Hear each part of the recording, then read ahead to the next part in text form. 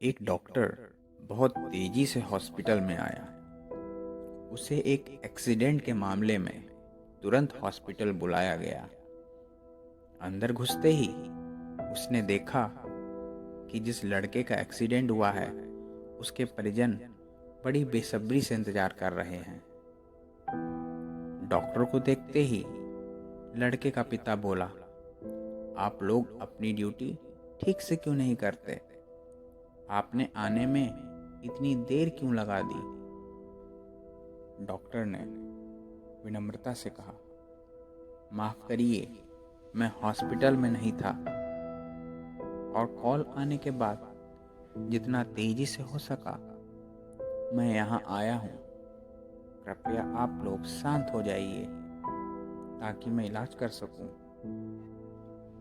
लड़के का पिता गुस्से में बोला, क्या इस समय अगर आपका बेटा होता तो आप शांत रहते?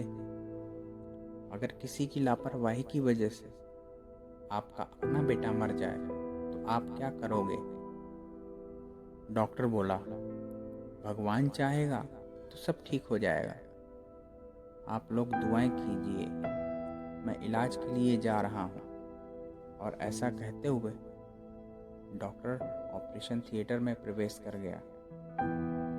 करीब 2 घंटे बाद डॉक्टर बाहर निकला और बोला, भगवान का शुक्र है, आपका बेटा अब खतरे से बाहर है।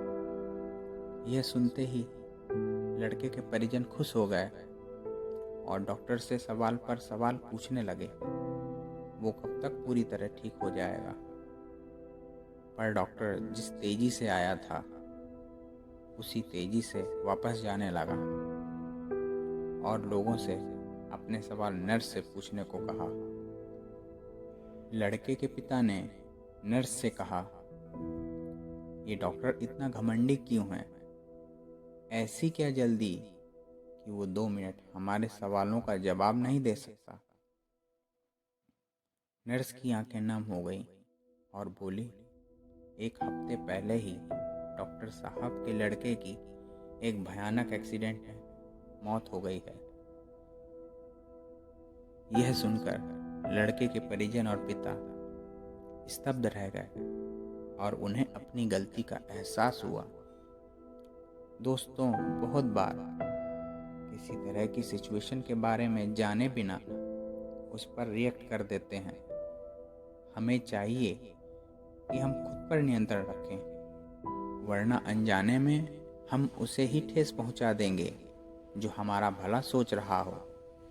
रिश्ते कभी कुदरती मौत नहीं मरते, इनको हमेशा इंसान ही कत्ल करता है। नफरत से, नज़रअंदाजी से, तो कभी गलतफहमी से।